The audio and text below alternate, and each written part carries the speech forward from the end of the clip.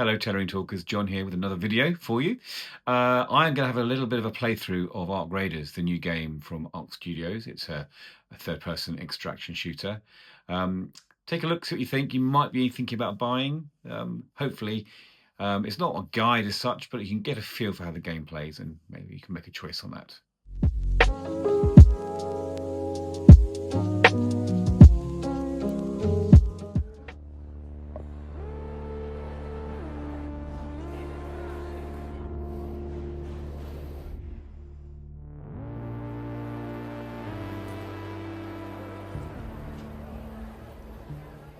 Hello, Tailoring Talkers. John here, and I am going to be talking you through the latest video game that seems to have hit a bit of a nerve with gamers recently. It's from quite a small development team, and quite a low initial cost for the game. I think I paid £32 for it when it first came out, and it kind of feels a bit like, I don't want to use the word free to play because it's not. There's none of that cynical kind of cash grabbing. Although you can buy in game items, as you can see here from it. I haven't been tempted so far, although that one looks quite cool. But I want to talk you through this phenomenon that is Arc Raiders. It's an interesting game. It's not what I expected. At the same time, it's more than I expected. I'm finding it quite a hard game to play, although I'm enjoying it a lot. That's usually a good sign when a game is hard but enjoyable. So I'm going to take you through a few of the aspects of the game and how it works, and then show you some gameplay.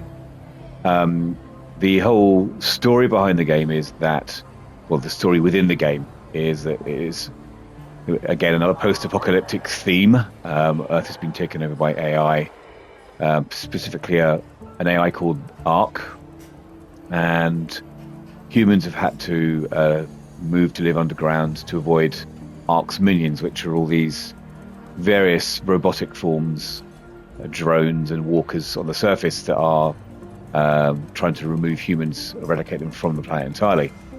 But humans have to go up and get resources to live on. They have to go and raid and loot, essentially, and scavenge. Hence the name of the game, Arc Raiders. You can see my character here, and I thought I'd just talk through some of the mechanics of the game, and then we'll go have a bit of gameplay. You can see down the left-hand side here some various menus. I'll come to those in a second. There are kind of your tasks and your objectives. You have a thing of the workshop, and you have to build all these items. The actual workbench, the refiner. You can see as I click on the menus in the main room here. You can see the different highlighted items. Now, when I first played this, I thought much like Destiny, you'd have a hub you could walk around in and meet and chat with other players. And I'm wondering if that's something that might happen as an update later on in the game. The developers have done a really good job of updating this game, keeping it fresh. This week, we're on date of recording, they've actually released a new map, which is, you can see, called Stella Montis, which is, it's very different. It's all internal. All the other maps are external. You start off with Dam Battlegrounds, and you can see various locations, and there's a key here for the map for searching for things, and it's quite well done. I quite like the map to zoom in a bit more. I'm finding certain hidden things quite tricky. You have to kind of look at the shape of buildings and land. The main kind of focus in the game is you get about 30 minutes to wander around, find things, defend yourself against the Arc robots, and eventually find ways to get back underground. These patch points here and lifts, they start disappearing or being unable to use through the game. So wherever you are in the game, if you're on one side of the map, you might find it's a real play-off between looking for stuff, but also being able to get back to that hatch in time before it shuts, the lift. The hatches, in fact, these things here, you can't get into unless you have a hatch key. So there's lots of mechanics here to kind of balance the risk and the reward out. So yeah, there's various different maps, and you've also got night raids here, which you can go and look at night time. The workshop is the most interesting thing, because within these different work areas, you can build all your resources that you need, weapons. So there's a lot of crafting going on in this game. A lot of these things you can actually loot and find in the real world, but you can also obtain these. You see you can see here. If I'm looking for my medium ammo on the right hand side over here, you've got to find these resources to craft them. You can also trade for things. I can go into characters like Celeste. Raider. And here she is. And buy things if you have enough money. And I don't at the moment. Or in fact, seeds buy things as well. You'd use seeds to buy things. So finding seeds in the real world is quite worth doing as well. You get more quests and items to buy. To take them down. And again, you've got quests that you can get rewards for. The hatch keys here, this thing here, which costs 9,000 credits, coins, whatever it is, they allow you to basically go to the underground safety instantly and without waiting around. But the lifts in the map, which you can see here on these maps, these lifts here, various around here, where the metro points in this map, they take a lot longer to go down into. And in fact, quite often there'll be other players down there because this map has it's a multiplayer map with other persistent players in there. And sometimes they can just kill you and take all your things. So when I go into the game, I'll explain more about the kind of the stress levels in the game, because it's an extraction shooter. Get in, get your loot, get out before someone else takes all your stuff off you. Let's look at the inventory. So the inventory, you can see here, again, this took me quite a while to figure out. So the thing in the middle here, this trapezoid item here, it's called a looting augment. That defines how many slots you can carry stuff in. It defines what sort of weight you can carry. So you can become over encumbered if you carry too much. And these items here are all sort of your main storage area. Over here, you can put items into like a quick use wheel. I've got like a bandage, a shield recharger, some binoculars, and a grenade. And that is your shield module that protects your body. And you can load up 2 guns, and you can see in the center of these guns there are mods that you can put in there as well. You usually get like an assault rifle and a shotgun or a handgun. And down here you have what's called a safe pocket, and we'll come to that later on. But over on the left hand side here, you can wander through your menus and you can load things into your menu. I can do this, or you can take them out again. So you're kind of getting yourself tooled up ready for your mission. I leave all these slots empty so you can put loot in there, and when you're ready, you start the game and you've got those items. Now, the challenge here in the game is, this is the bit that makes it both exciting and the most annoying game in the world, is that anything you take with you, if you get killed, you lose it all. And so that's the risk, and that's the basis for extraction shooters. So we're going to have a go at playing in the area I'm most familiar with, which is Dam Battlegrounds. And I'm going to go in and just freeform it and see what I can find. Before I go, I can look at some of my quests I need to work on. Don't forget about searching the drones after you take them down. Some of these quests can be done on any map. Some can be done on particular maps. So this trifecta and was squandering on parachutes alone. The trifecta map and the trifecta quest in this quest here, better use, can be done on any map. But if I go to which one was it? If you run out of bullets, this one here. We had to build our topside infrastructure in stages. This one here. Keep being chased off by one danger or another. Shh. This one here, I have to do on the Blue Gate map, and I'm finding it really hard because the Olive Grove is a nightmare zone to work in. There's lots and lots of drones in there. So let's look at the do one of these ones here. I don't forget. Let's try and find this supply drop. And again, the map is not labelled with these items. You can't actually just go to them. You have to look around for them. If you look in the picture here, you see this aerial. So we'll have a go at doing this quest here. This aerial here. Oh, I've lost it again. Here we go. This aerial here. Earn it first. This aerial here is a supply drop call station, and I've got to find one of those and call a supply drop and then loot it. I haven't yet done that in this game, but I'm going to have a go at doing this today. See, I'll show you how successful or unsuccessful I will be. So let's play, and let's ready up. Here we go, into the game. You can join the game as solo, or you can join with other people and fill a squad. I haven't done that yet. I might try that later on. I'm going in solo, which is probably not the best way to go in. You're the most defenseless.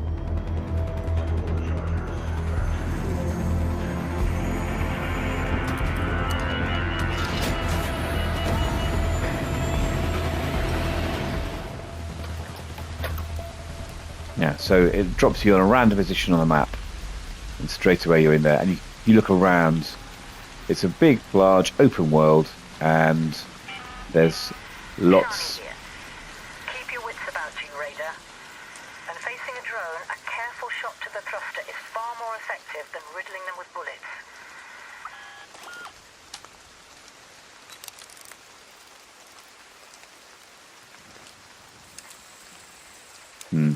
So I've got some binoculars there, but I can't see anything there.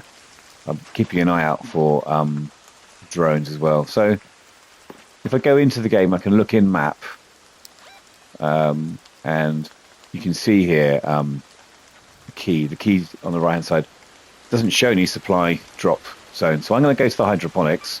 It's not the safest area, but I am told there is a supply drop somewhere in this zone. So I'm going to go and have a look.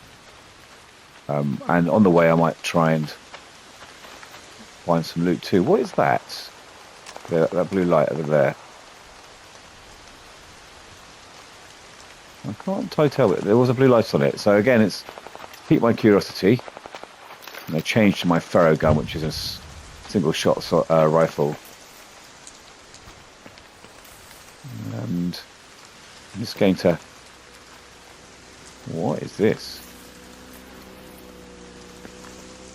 Making a funny noise, but I've no idea what it is. Never seen one of these before. So the map's filled with these sort of weird curios. And there's a few little sneaky, nasty treats in the store as well that the devs have included. The sound, I mean, it's hard to show on this video, but the sound on this is very, very good. A lot of the game does rely on your perception of sound to give you clues as to what's going on. So you can see here we're on Earth, and there are ruined buildings all around us. If you see smoke like that in the distance, there's smoke. That usually means a downed Ark machine has fallen and there's some loot in there. So I'm going to go down to that now and have a look at it. So there are other people online in this game with me. When the game first came out, it was quite well known for being very, very friendly. A lot of people would talk to each other via this wheel. I'm not going to say it. Don't shoot! Well, I'll say it now.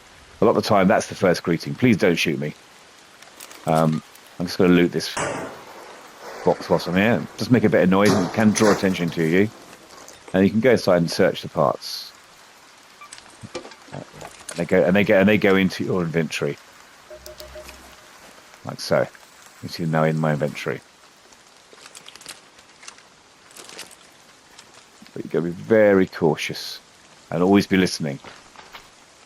So I'm just going to go down to this Ark and check the sky for any Ark drones. Have a look at this one. So you usually find better stuff inside these dropped Ark machines.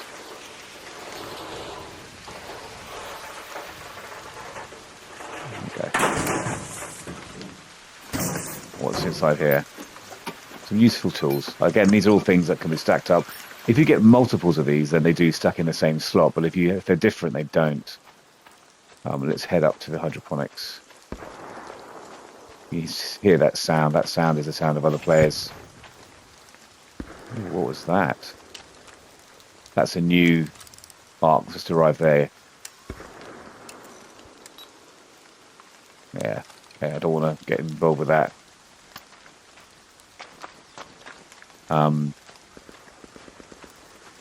One of the first impressions I got from this game. Ooh, what's that over there? Like, it's really interesting. There's so much going on for even quite a quiet game. The environments feel very real. They feel very interactive. And there's two. What are those? I haven't quite got used to the nomenclature of all the devices. Those, they're either Hornets or Wasps. I think they're Wasps. Oh, I don't know. I'll have to look it up. But yeah, those things you can shoot the aerial units, the fans on the sides off them and drop them to ground, and then raid them for loot as well. But I'm not most tooled up in this version of the game. This instance, so I'm going to try and stay away from them as much as I can. So somewhere here there is an aerial with a supply drop. I've got to look for it. Oh, now with this hydroponic, if there's a high loot value, that generally means high level of nasties in here as well. So I've just got to be very careful because there's rolling drones that sort of creep up on you when you're collecting items. So I've got to be really super aware.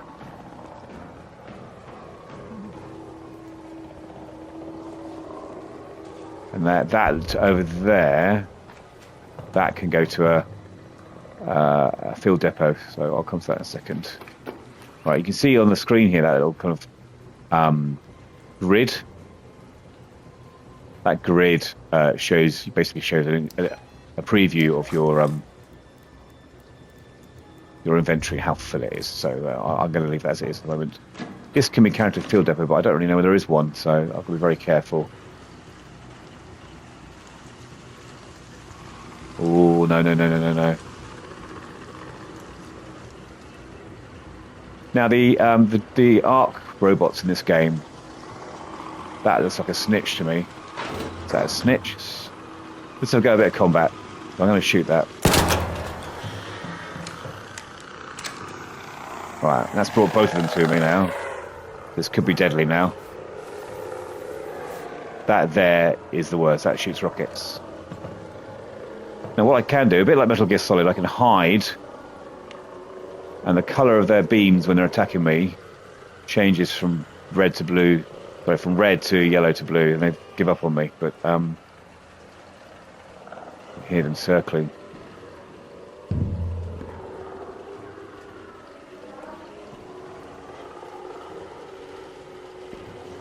If they do see me, they'll try and shoot me. It's gone. They've gone now. Right, I might risk it.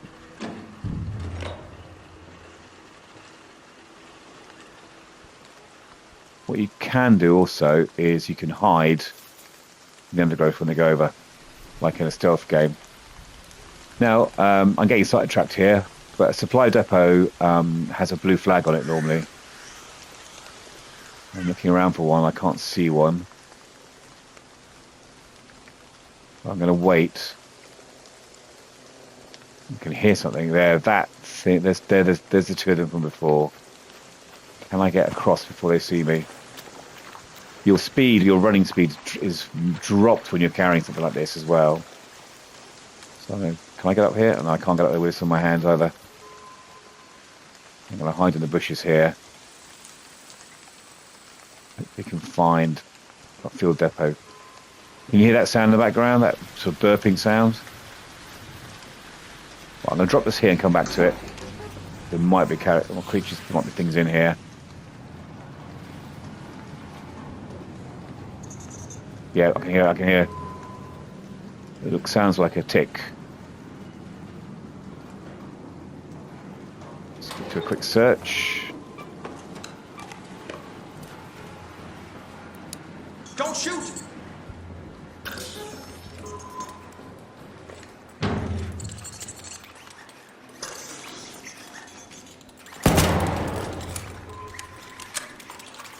There's two of them, man.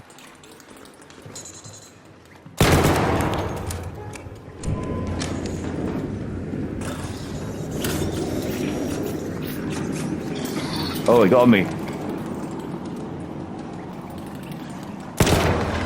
Kind of got an alien vibe to them, haven't they? Let's search him now. What's in there? You can see my shield has been slightly damaged as well, which is the blue bar along the top there. I can recharge that with a shield rechargeable. I might wait a little bit. Still can't find this call station, the supply station, though. I'm going to help this dude out with the drone. What is that? Is that a snitch? Now, if you look in the middle of the screen here, the time is dropping down. I've got 20 minutes left, so at this stage I'm going to make sure I've got, I've checked. Yeah, there's a escape hatch lift here, so I'm going to keep that as my ping that point so that I know where I'm going if I need to escape quickly. But I'm still trying to find this supply drop. Can't see any aerials here. I'm going to quickly get these bushes. There's a drone coming there. There. I can hear it, but I can't see it. So much of this game is built towards stress and building tension. And I'm using my 3D headphones to listen to the sound around me, turning my camera around, but I don't want to peek my head out too much in case I get spotted. It'd be nice to show you how to escape. That helicopter sounding drone is a rocket drone, and they are the worst. Yeah. They are the worst. I think it's a rocket drone. Just there. Try and get in here. I can hear someone crying out in pain. What's that there?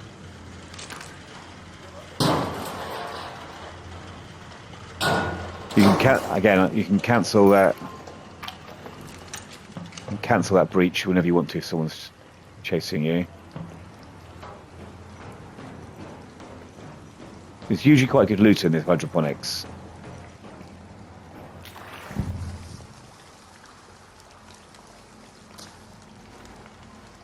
Now I can't pick them up because I've got no space left, so what I might do is drop something I don't need. The trouble is everything is worth keeping for the problem. But it's finding what the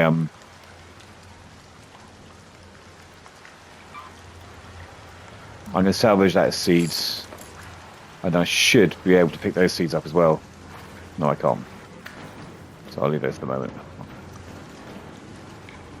I can hear drones above me. Sometimes I can peek their heads through as well. Yeah, I'm not getting much luck finding this supply drop, so I'll just keep... I think I might head back. Oh, there's some robots there.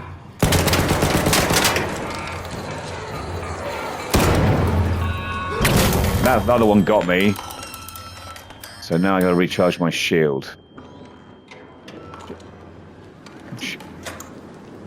So there, you see here, that will also draw attention to other robots coming in. So I'm just going to heal myself with my fabric.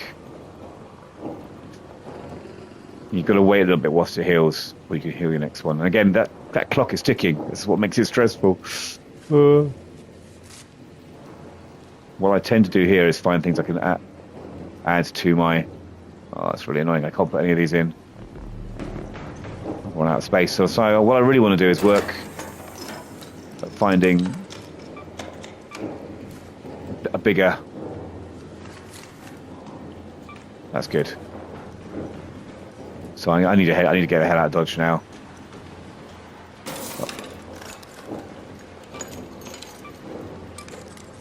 But I'm just picking up duplicates now.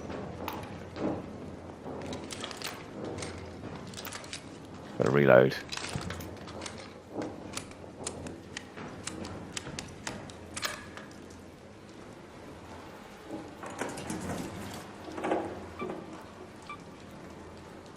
That I need. See the little eye in the corner? That means I need that. I've tagged that for something. So I'm going to ditch. It's a blue item. Don't want to ditch the seed. Oh, it's hard knowing what to ditch. I'm going to drop those to ground for the moment, and then I'm going to pick up the item I've tagged for one of my quests. Okay, and I need to get the hell out of here and get to... so much loot in here, but I've got to get going, or else I'm going to get killed.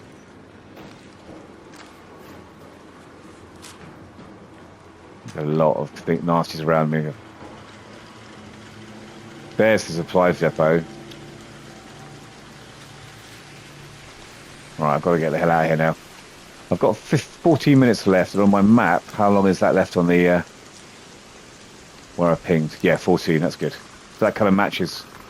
I can hear another drone.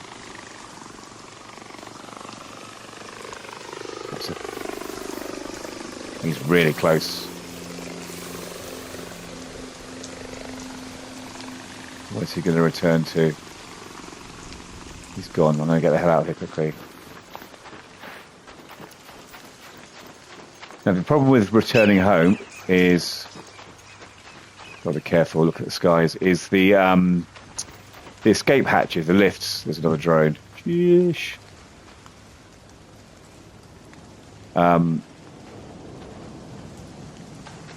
Makes a lot of noise and draws attention to it as well.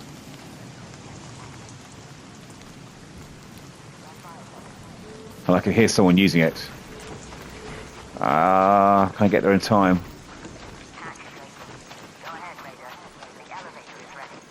No, I'm not going to get there in time. I've got 2 minutes unless he presses his button. And he's being shot by someone already, so I'm going to wait. I might wait until the next lift. You can hear proximity chat here. Someone's apologising for killing someone else. Oh, brilliant. I'll wait until he goes down. Sorry. I just want to return home.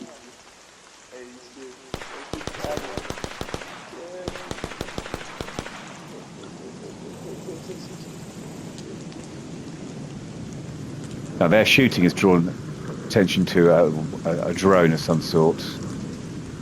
You hear it.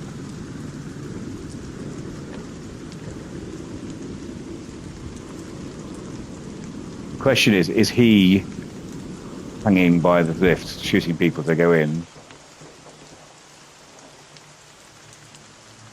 If I go in now, is he going to shoot me? I'm going to risk it. No! Didn't get there in time. But he's seen me, he's going to shoot me, so I'm going to hide now. He's waiting to kill people. Tense.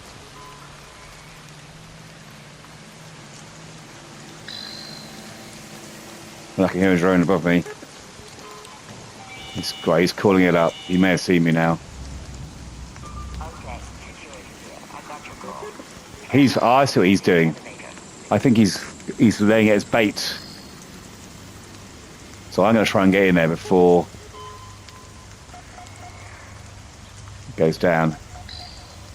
Yeah, here we go. It's a drone above us. I wonder if he's laying a trap for the next raider to go in, or if he's going down himself.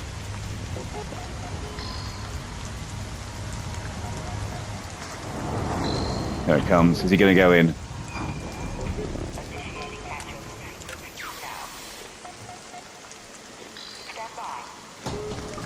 Is he going to run in?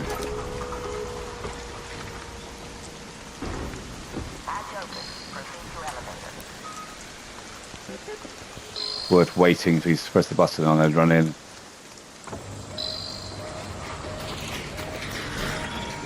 Oh, bomb! Oh no! Now I'm getting shot at.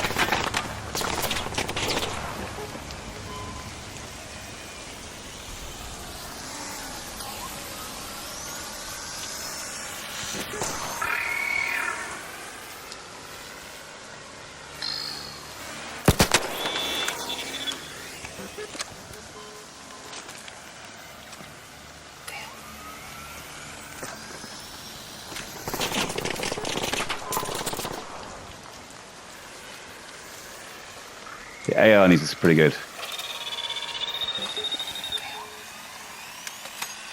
Damn, no ammo. God damn, I should have made it in there.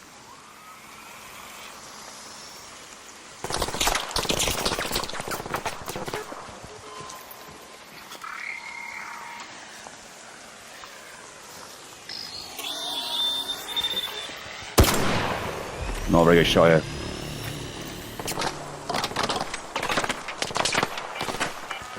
An arc orbiter is en route. The God. window is closing. Stressful, I've got 10 minutes. Esperanza. I repeat, 10 minutes.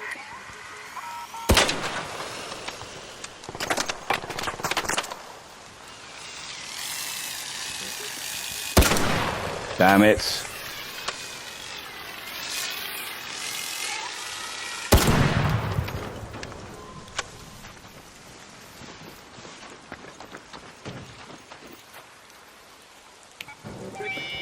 I can see someone else over there in the crowd as well. Security. Your call is received. Checking. Right, I'm going to get in now. Ugh. Elevator.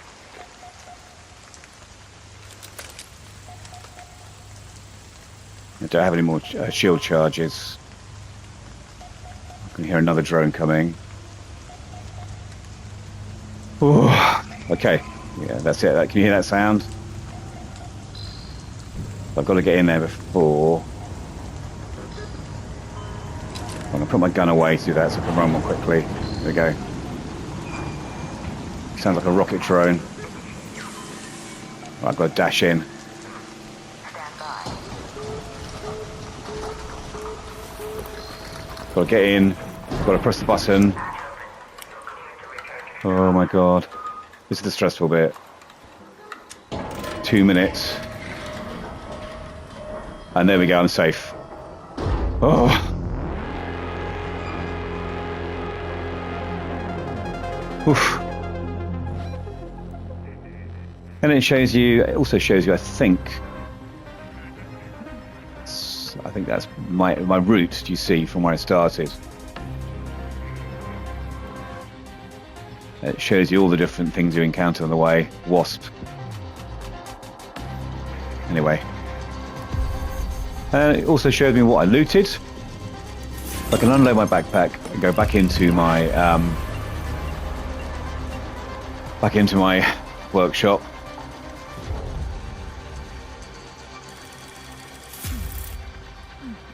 And all the usual sort of upgrades and so on. So yeah, there we go. That's a half an hour in Arc Raiders. Oh, I've unlocked something new. The trials.